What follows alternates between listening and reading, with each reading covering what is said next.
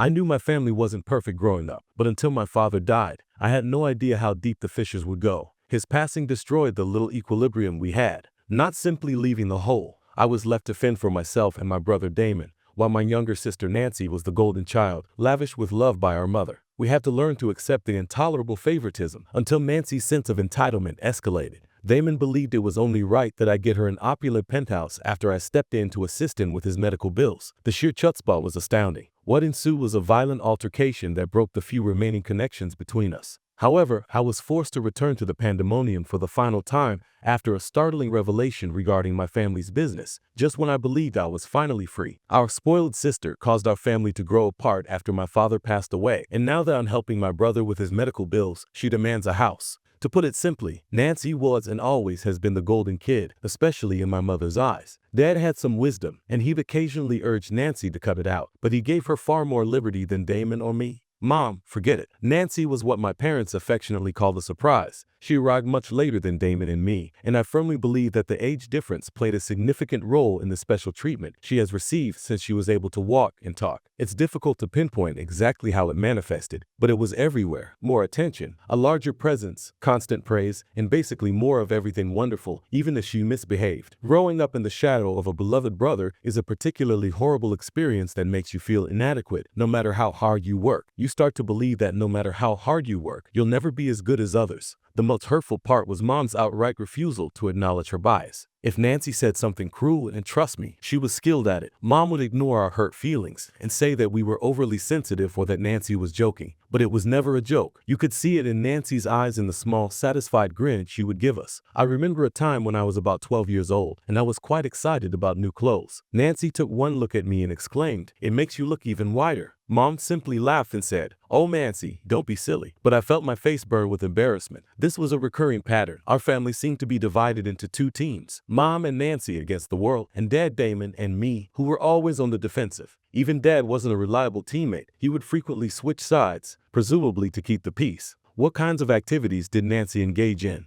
It was a relentless barrage of hate speech directed at everything, including my appearance, Damon's job goals, his love of reading, and his desire to write. The Thanksgiving situation with Damon is a great example. He was enthusiastically expressing his literary degree, his love of reading, and his desire to write, and Nancy casually referred to him as an unemployed burden at the dinner table in front of the entire extended family. I was complaining to Nancy about how exhausted I was after a particularly demanding week at work, and she pounced on that by saying, "You look like you've been sleeping for days." And honestly, no guy wants a workaholic hag who looks like she's aged 10 years in the past too. I went completely silent for a few weeks after that, unable to force myself to speak to her. It wasn't just us. She treated friends, extended family, and strangers with the same casual disrespect. Damon and I rightfully harbored a great deal of resentment toward her, but we hated her even more for putting up with it. I had a particularly heated argument with Damon during which I said that we hated her for it, referring to Mom's unwavering support for Nye's behavior. I know it sounds harsh, but it's the truth about how we felt. I think that Nye's physical attractiveness contributed to her inability to cope, because she looked conventionally attractive. I know it sounds petty to admit, but it's relevant. It's easier to take insults from someone you consider equal or even inferior to you. But when someone who is generally regarded as gorgeous tells you that you are not, it is taken more seriously, which causes you to doubt your appearance.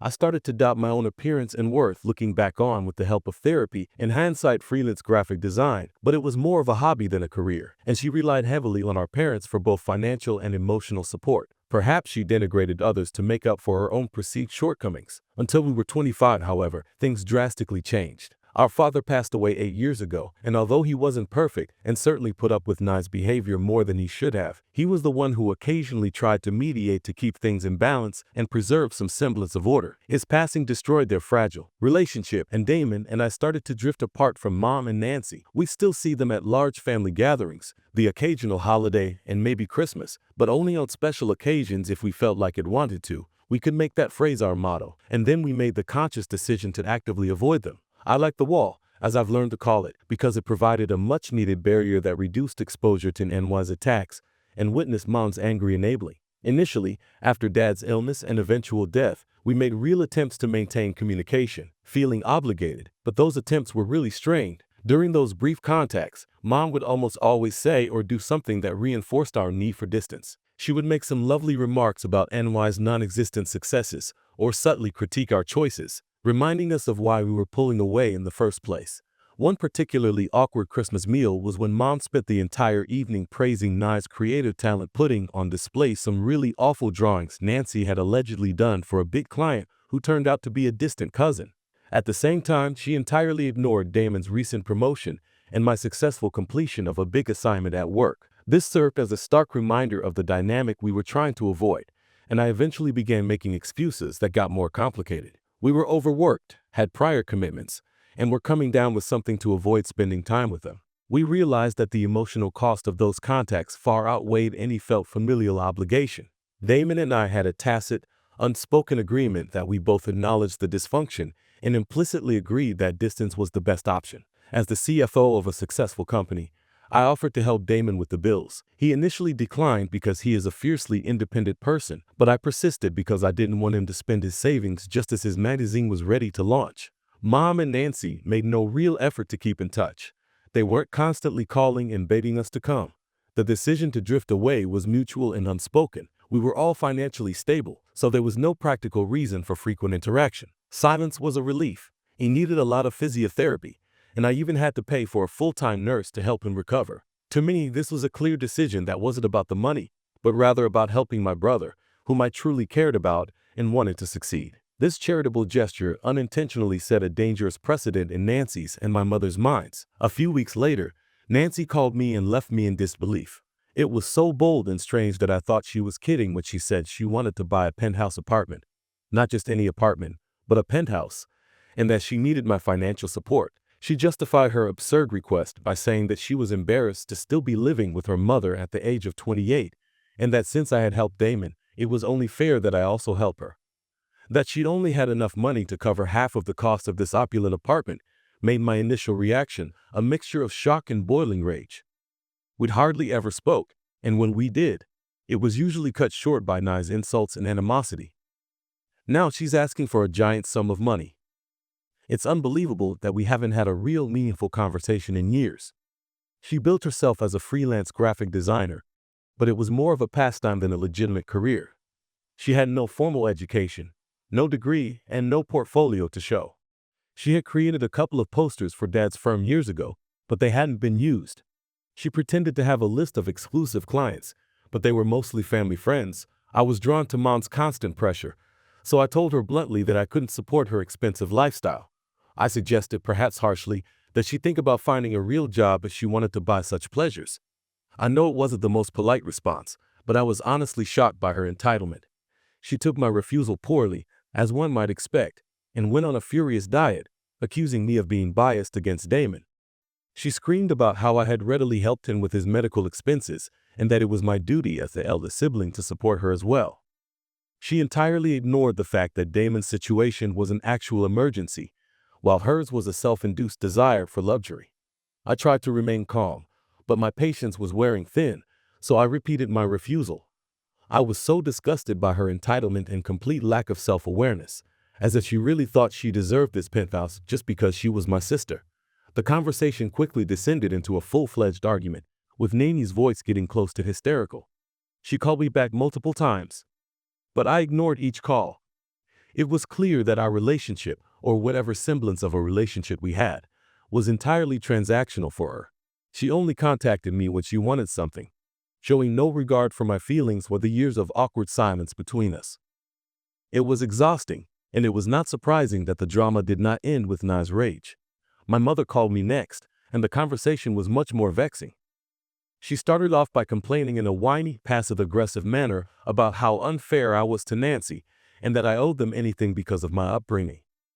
Then she disclosed a crucial detail. Before coming to me, Nancy had approached our uncle's brother, who had taken over the family business. He had rightly rejected her plea, exposing the depth of their desperation, and the fact that I was their backup plan only made me more angry. A little background. I deliberately chose a career path outside of the family business because I would rather not be involved, and neither did Damon. But Nancy didn't, until it was convenient for her to act otherwise. After Dad passed away, his brother took over the business, and Mom lived comfortably on Dad's shares, which had been legally transferred to her as part of his will. Condition was precarious due to Nancy's extravagant spending habits. She then used the typical guilt trip tactic threatening to cut off contact if I didn't comply with their requests. This was absurd because we were already in a situation where we didn't interact much. I gently pointed out the contradiction, telling her that it wasn't my concern and that Nancy could find employment or stay with her until she was 35 for all I cared. My anger, which had been building for years, suddenly erupted, and I told her that she had no right to accuse me of favoritism because she had been doing it my entire life. I reminded her that Damon and I had made peace with her obvious preference years ago when we acknowledged the reality of our broken family dynamic. In response to my explicit explanation that I owed them nothing and that I had my own goals and obligations in life, she reacted angrily, accusing me of being disrespectful and ungrateful. I laughed because, really, what difference would it make? We hardly spoke at all as I mentioned my impending wedding and clarified it that I didn't need her in my life. I then hung up the phone and blocked her and Nancy on all platforms. An important detail I should probably clarify earlier is that I am engaged to a gorgeous, supportive man named Andrew, 37 meters. We've been together for almost 5 years, and he has been very understanding of the nuances of my familial situation. At first, I considered bringing Mom and Nancy to the wedding out of obligation and a desire to maintain some kind of family harmony. But after that explosive phone call, which went entirely wrong, the aftermath of the confrontation was more complicated than I had expected. Mom, who couldn't reach me directly, messaged Andrew on social media, sharing her incredibly biased version of events, expressing her deep disappointment in me, and declaring that she would cut me off permanently, even though I knew I was right. It's a strange, irrational feeling that comes from societal indoctrination that tells you that family is everything, regardless of how bad the connection is. Additionally, Andrew initially struggled to fully comprehend the situation because he comes from a close-knit, loving, and supportive family, and he had no idea that his mother and sister could be so cruel. Reddit AIT, I honestly don't think I am, but I'd like to hear your thoughts after reading this lengthy narrative update. Fortunately, the support I received online from strangers who had read earlier parts of this story was very affirming. Their comments, shared experiences, and unwavering support all helped to ease those nagging doubts. They reminded me that I wasn't alone, that my emotions were real, and that I had every right to defend myself from toxic people, even if they were family members. Damon, as usual, reiterated what the online trolls were saying, reminding me of countless instances of Mom and Anne's manipulative conduct, constant negativity, and total lack of the most important turning point, however, was when Damon sat down with Andrew and explained the problem from his perspective. He gave specific examples, went over the history of the family dynamic, and painted a vivid picture of the emotional toll it had on both of us. Hearing it from Damon, who had personally witnessed the dysfunction, made all the difference. Andrew's opinion changed almost instantly. He finally understood the problem for what it was, a toxic, extremely unhealthy familial dynamic that I needed to leave. He apologized for his initial concerns, admitting that his own happy family experiences had blinded him to the reality of my situation. He even said that his own parents would never act in such a manner from that point on. Dad became my devoted supporter and fully supported my decision to end my relationship with Mom and Nancy. We stopped them, Mr. Damon, Andrew, and all of us on all platforms. Just when I thought the drama was over, it took an entirely different turn. My uncle, Dad's brother, who had taken over the family business, called me and Damon about a time-sensitive situation. He sounded very nervous, almost frantic, and he told us that Mom was planning to give Nancy a significant portion of her company shares. Not just any shares, but voting shares, giving her immense control over the business. His reaction was swift. He believed it was a recipe for disaster. While Mom theoretically had voting authority, he said, she had always deferred to his judgment and trusted him to make wise decisions. He was distressed that if Nancy took over, things would change because he saw constant arguments, power struggles, and potentially dangerous decisions motivated by Nye's desires and Mom's blind favoritism. He clearly indicated that he did not want to be in ongoing disputes with them over every area of the firm. This was a difficult realization for Damon and me, as we realized that the company's success was crucial not only for our uncle, but also for the livelihoods of many people. We'd also felt a sense of obligation and a lasting commitment to we had to make a difficult decision because we couldn't just watch this happen. We felt a moral obligation to step in and try to prevent what we thought was an impending disaster. We decided to talk to our mother despite our strained relationship and the recent heated incident. We'd also felt a special obligation to our uncle, who had been so kind and supportive to us after Dad's death. As I mentioned earlier, he had watched out for us, and we couldn't in good conscience leave him to handle this potential disaster on his own. We were worried about the future of the company and felt compelled to protect it, even if it meant confronting Mom and Nancy once more. Update 3.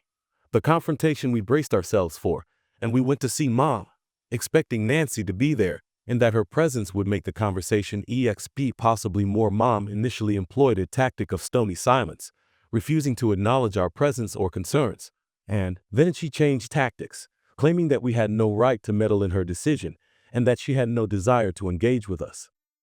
Nancy, predictably, screamed about how we were jealous of her, how we had never taken the opportunity to be part of the family business, and how we were acting as if we owned the establishment. Her voice rose to a fever pitch, and her face was distorted with wrath. It was an incredibly unpleasant and stressful scene. Anxiously attempted to argue with Mom, appealing to her sense of responsibility and reason. I told her multiple times that Dad had explicitly stated that he did not want any of his children involved in the day-to-day operations of the company because he had implicitly trusted his brother, our uncle, and wanted to avoid any future family arguments or court battles. I also pointed out that I had deliberately chosen a different career path based on Dad's intentions out of respect for his vision. I practically pleaded with her to reconsider her decision to take into account the potential consequences of her actions, citing accusations of jealousy, hatred, and interference. Nancy even threatened to call the police on us as if we were intruders in our mother's house. It was an insane display of entitlement and wrath, and I believe that Mom's silence during Nancy's outburst was intentional because she knew deep down that her financial security and her entire way of life depended on Mom's continued control over the corporation. She told us in a cold, dismissive tone that we had been extremely disrespectful and offensive, and she asked us to leave. She said she would consider what we had said and notify our uncle of her decision. Of course, Nancy stayed by her side, and Damon and I left. But we had done our best. We had made our point clearly and forcefully, and we had appealed to Mom's sense of reason, to her devotion to Dad's wishes, to express her concern about the company's future. But we were prepared for the worst. That evening, I talked to Andrew about what had happened, and I told him that even if things didn't work out, we at least tried 4 unexpected outcomes. 2 agonizing weeks later, our uncle called us again with wonderful news. After careful consideration, Mom had decided not to grant Nancy voting rights in the company. Instead, she planned to transfer preferred shares to Nancy, which would give Nancy a steady income but no control over the company's operations. It was a giant relief that Nancy's likely poor management did not pose a threat to the organization for now, and our uncle could continue to run it effectively without the constant fear of disruption. Most importantly, Damon and I kept no communication with Mom and Nancy. The whole situation had been really upsetting, and it seemed strange to have to step in to protect our uncle, respect our father's wishes, and ensure the company's future. However, after reading previous posts, some people came to the conclusion that Dad had abandoned us and his other children with nothing, which is simply untrue. He did leave us assets separate from the company's shares, but I hadn't previously highlighted them because I didn't think they were directly related to the underlying dispute, which was about NY's entitlement and Mom's enabling behavior. To be clear, yes, we did inherit other things, but Dad wasn't totally unaware of NY's shortcomings. He wasn't. Our wedding is just a week away, and the invites have already been sent out, and obviously Mom and Nancy were not on the guest list. Our relatives, with whom we still communicate, have kept us informed about the situation. Mom and Nancy seem to be in a complete meltdown. They learned about the wedding from our uncle, who was obviously invited, and they have been aggressively trying to sabotage the event by contacting other family members. I prefer not to focus on the negative aspects of his personality. I hope to remember him fondly. Update 5. The final fallout: discouraging them from attending, spreading false information and distortions about me, and presenting themselves as innocent victims. It's pathetic, predictable, and completely unsurprising, and it's a prime example of their dishonest, attention-seeking behavior. My relationship with Andrew is entirely different from the one I had growing up. He is loving, kind, supportive, and honest. He taught me that family shouldn't be conditional, remembering the harsh, cutting remarks Nancy used to make about me. How could she have predicted that I would become a jobless, lonely workaholic? Well, the joke is on her. I am happy, successful, and getting married to the love of my life. And Damon is proving everyone wrong, including those who disregarded his love of reading. Thank you for watching. If you haven't already, please subscribe and press the bell to receive updates on more startling real-life incidents that are happening in your area.